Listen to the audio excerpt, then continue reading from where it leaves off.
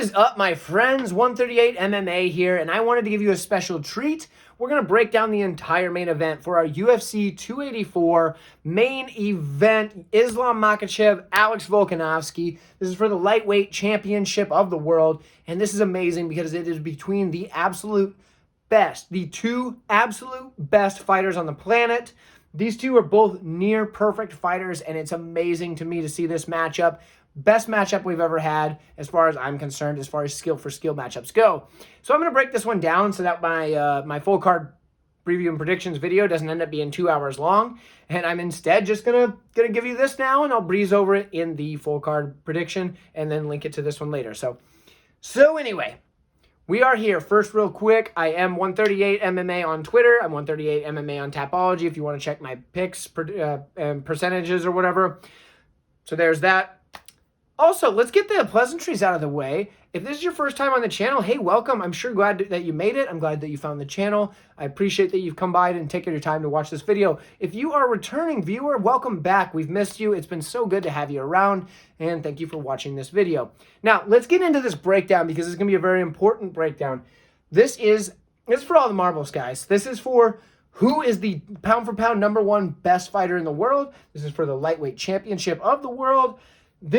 This matchup has so much writing on it here, and let me tell you all about it. So, obviously, both guys only one loss in their career. Both of them been knocked out a while back, quite a while ago, and that's that. Volkanovski was knocked out at welterweight, so you can put that in there as a little funny bit of trivia to know when your friends and you are watching the fight. But both guys haven't been beaten in a long time, so there's that. The height, clearly on the side of Makhachev. Now he's got 4-inch height advantage, so that's how that works. That means Volkanovski's going to be punching up, which is going to make his punches slower, fatigue his shoulders faster. That's going to be tough, but Volkanovski does have a long wingspan. So with that said, I don't know why his arms are so long, but they're freakishly long. So Volkanovski has really long arms, and maybe he can use that to kind of negate some of the height, but the height is going to be the bigger difference here because the wingspan is only 1-inch difference, where the height is actually very severe in the difference there. Now, these guys are, like I said, two of the best fighters on the planet. I'm going to get a couple of things out of the way that both guys do incredibly well. First things first, these guys both have top-tier cardio. Neither of these guys are going to get tired.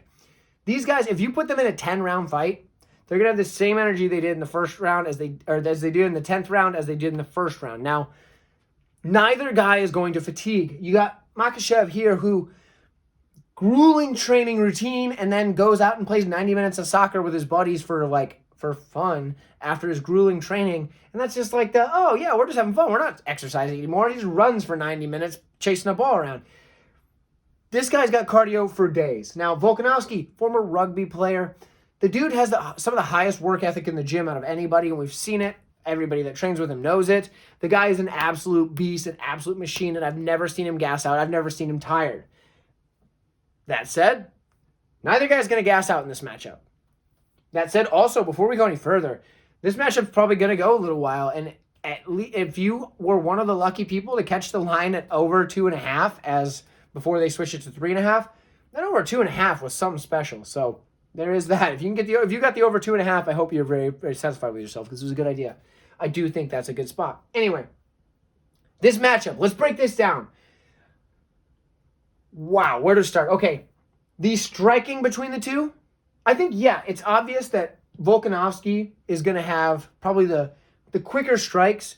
He's got good combinations. He's got amazing feints. He likes to set up his strikes with his feints, close the distance with his feints, feint the kick, throw a strike that he doesn't actually intend to land with any damage to set up another one. We saw that a lot in the Ortega fight where he would throw the leg kick and come over with the right hand.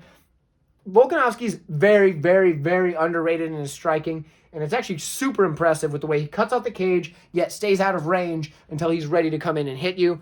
And when he does come in and hit you, he's getting you with multiple strikes. He mixes the punches and kicks together. He can throw a kick in the middle of a combination, which not very many people can do. If you think that you can, find yourself a heavy bag. I would love to see it. A lot of people can. A lot of people can't. You go to the heavy bag and you throw your punches, you throw a kick, and then you throw your punches without being off balance. Volkanovski can do that. Not many people on the planet can do that. So, very impressive. He does it well. He also sets up all these strikes, like I said, but not only with his feints, but he also sets up these strikes, like I said, with the strikes that he doesn't actually intend to be the damaging strike. Even better, he will then use that later in the fight after he set it up with that to make you think that he's doing a setup and then instead hit you just with the original strike.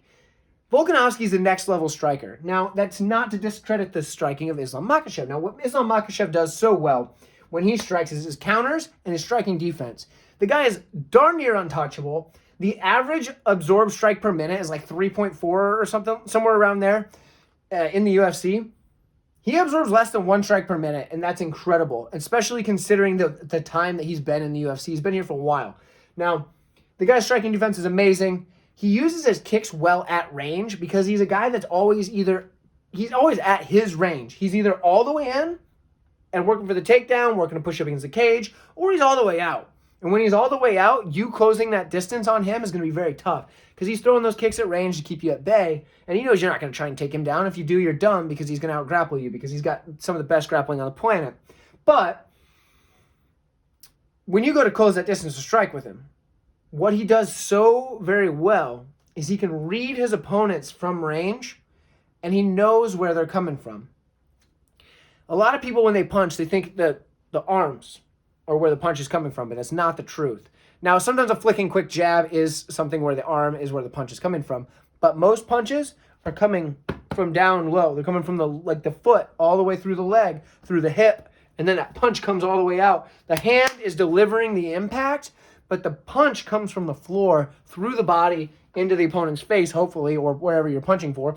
The head bag, the body, whatever you want, whatever your target is, the hand is delivering the impact, but the punch isn't coming from the arm. And a lot of people mistake that.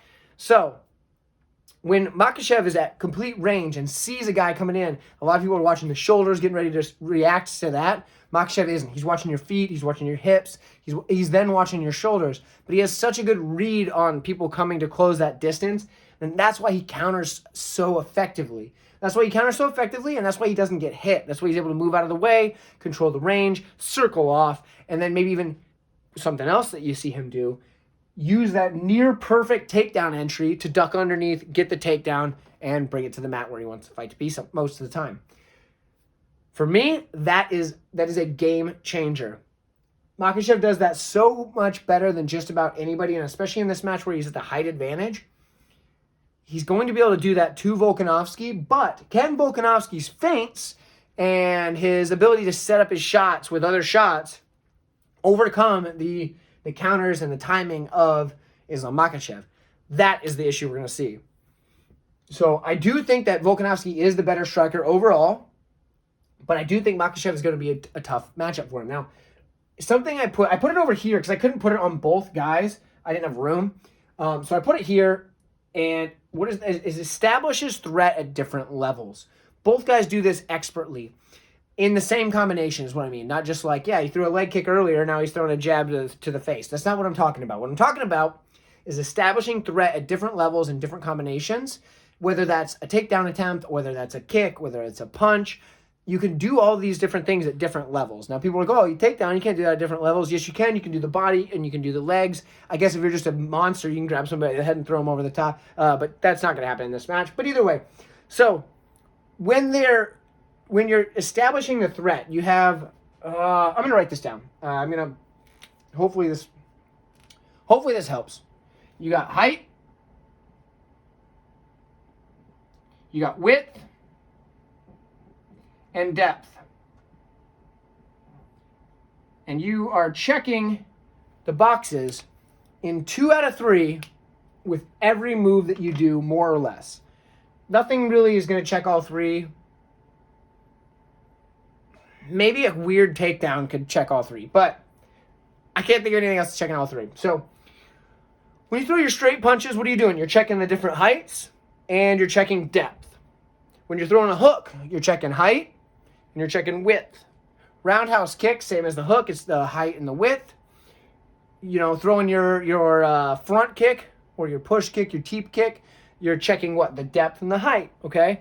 You're checking, so just to explain what we're talking about here. What these guys do, both of them so well, is they can check 2 of these different levels with each movement that they're doing, but instead of just following up with the same check, they'll mix in all the different checks to make sure that they hit, say, like hypothetically, they're going, yeah, here, there, here, here, here. So whatever. I don't know what this ends up being. Okay, actually I'll give you it. So we'll say it's a front kick, hook, roundhouse kick. That's a horrible combination, but whatever. My point is, you can check the different things with the different moves, okay? And that's what these guys are doing in their combinations. You'll see, we'll start with Volkanovski. You'll see Volkanovski come in with a leg kick, with a roundhouse kick to the calf, right? So what's he checking there? Okay, he's checking your width and your height. And then what does he do? Well, he comes in with that leg kick, and then he throws a straight right to the face. What's he checking there? Your height and your depth. And then he comes back with a hook, which is checking height and depth. And then what's he going to do? He's going to either feint a takedown, go for a takedown. Okay, if he doesn't get that one, guess what's he going to do there? He's going to back you up against the cage and start going with an elbow. Well, the elbow can either come across like a hook, which he's checking width and height, or can come upwards, which he's more checking depth and height, things like that. So, for example, Volkanovski's doing this. He's mixing all these things together, and you see him do similar combos to that all the time. Makhachev, same idea. He'll put the front kick in there, and then as you try to chase the front kick back in, he comes in with the 3-2 or the 2-3, and he's going to check those, or the cross hook or the hook cross, whatever. He's going to use those to then mix in the combinations, or he's going to say, okay, I'm going to go 2-3, and then as I get this person to try to duck, I'm going to get head control. And he'll do that and to get you to swoop your head down. He doesn't necessarily need to get a hold of your head to get the takedown, but he wants you to know that it's there, and he wants to make it so that way when he throws this hook again, what you don't want to do now is try to go under, because you're going to know he's going for the head. So instead, he's going to get you to go back. And if he gets you to go back, that's when he ducks under, shoots in, pushes you up against the cage, or uses that front kick to the body. These guys both know how to do this at the highest level that you will probably ever see in MMA. The only other person that does this well is John Jones. These two guys are never going to fight John Jones. He's just that much bigger than them, so that's just the way that is. These two guys do this perfectly. So the striking, I know they spent a lot of time on the striking. Both of them are expert level strikers, and just one of them doesn't get much credit for it. I don't think either of them get enough credit for it, but Volkanovski is probably the slightly better striker, but it's a thinner margin than you expect.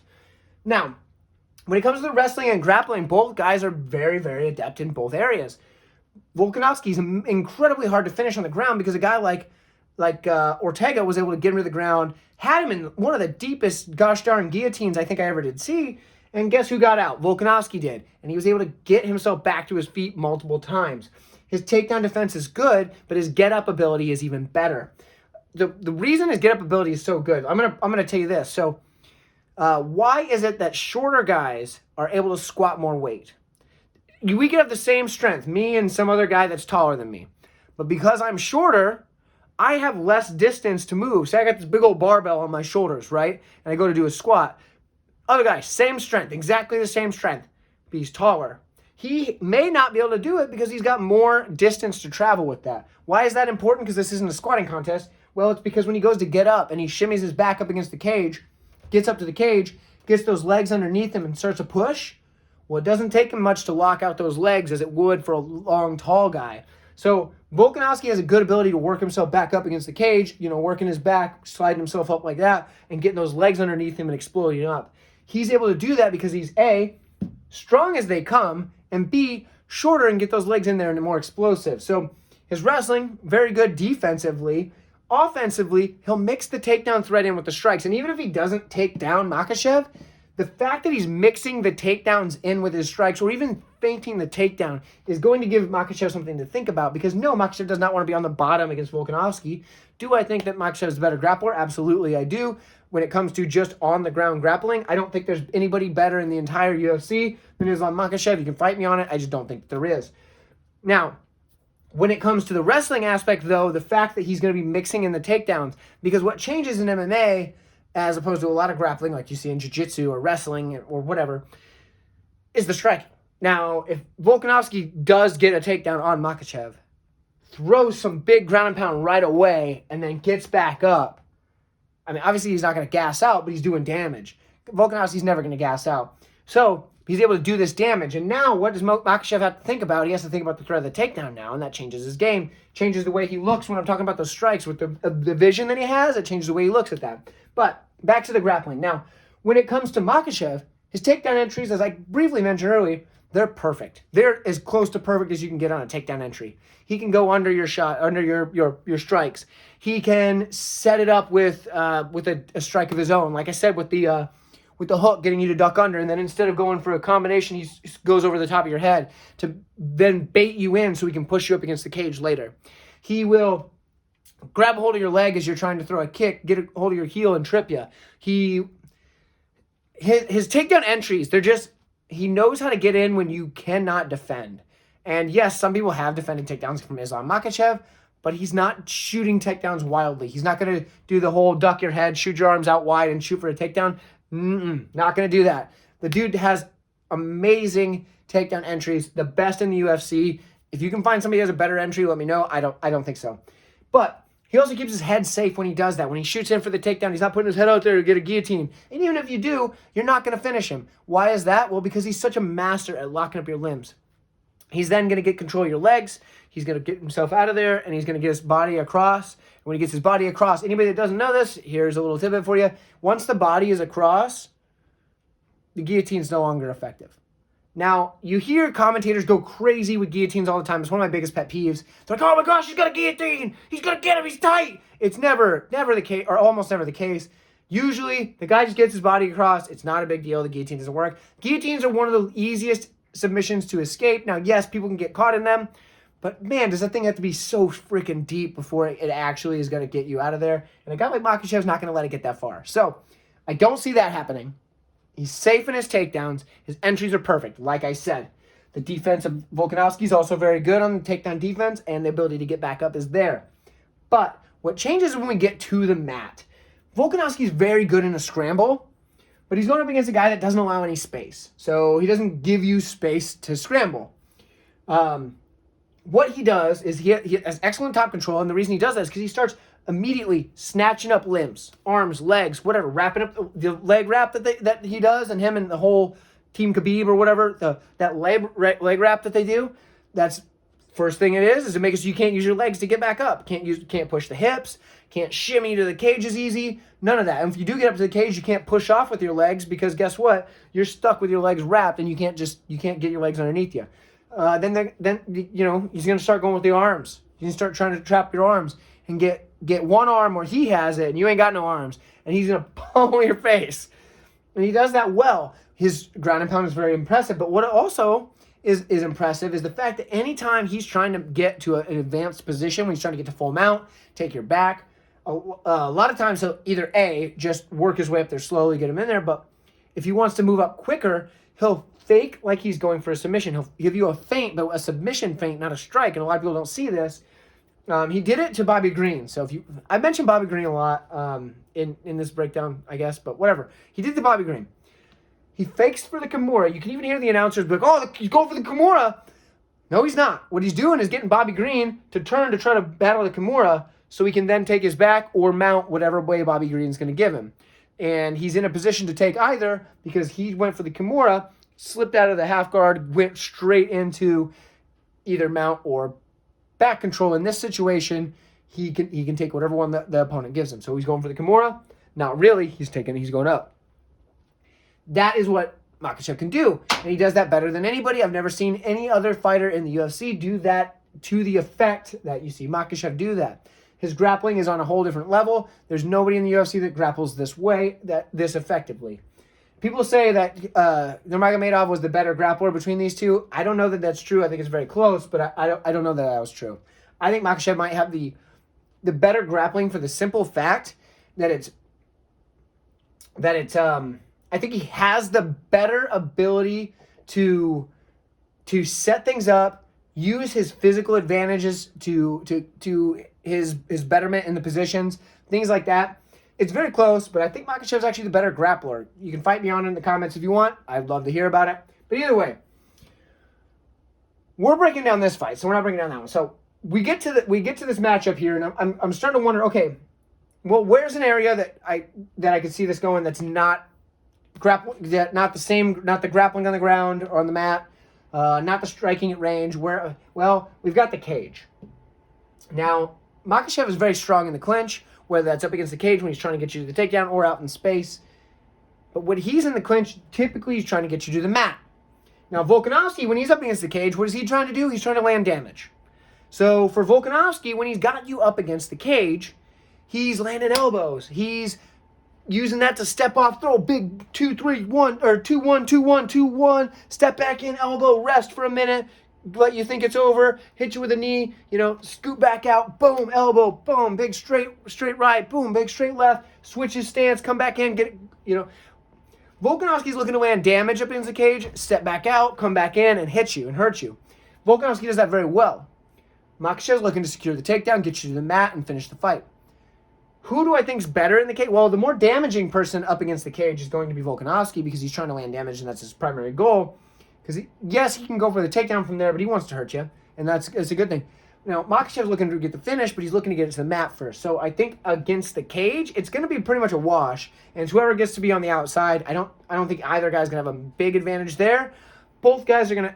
Whoever's on the outside is going to have the big advantage. Because Makhachev is such a high-level grappler that he can get beneath the chest of Volkanovski, get his head in there tight, get down to the legs, and drop him to the mat. Sweep the legs out from under him, wrap up both legs, and just drag him to the mat. Whatever he needs to do, Makhachev's going to be able to do it. Now, if Volkanovski gets on the outside, you got this taller fighter in Makhachev who's not going to be able to land much like this because that's just not how it works. Your punches like this are crap.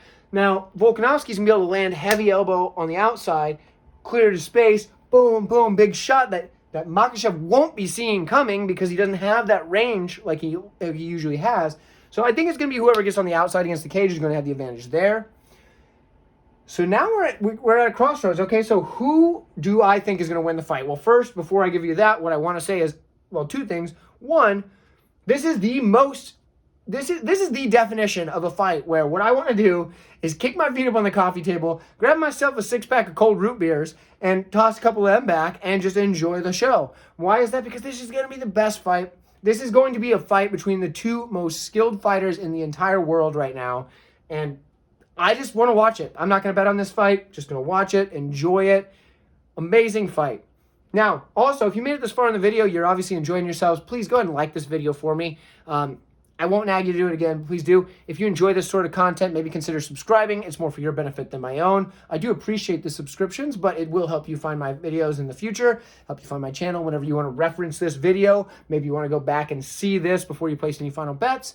Well, there it is. So go ahead and subscribe while you're here, and let's go ahead and get my final pick. Now, for the final pick, who do I think is going to win this fight? My pick is going to be Islam Makhachev. And the reason I say that, I don't think there is a fighter closer to perfect than Makhachev. And I'm not like an Islam Makhachev fanboy. I do admire his fighting skills, but if you watch my 5 favorite fighters video, he's not on that. He's just a darn near perfect fighter, and it's going to be hard for anybody to beat him. I don't think anybody's beating Islam Makhachev anytime soon. I don't think he loses another fight in the UFC. That's my prediction.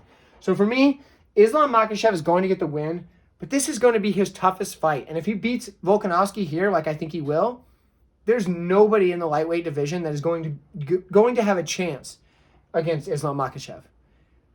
So my pick, Islam. Let me know who you guys have down in the comments. And again, I appreciate you guys so much for coming out and watching this video. I would love to hear your opinions. Go ahead and follow me on Twitter, like I mentioned. But yeah, like I said, I love Volkanovski. I'm a big fan of Volkanovski. Makhachev's going to probably get this one done. Thank you so much. I'll see you guys in the next video. I'll see you guys in the full card breakdown. It's probably coming out on Tuesday, the Tuesday after you're watching this most likely. And we'll see you there.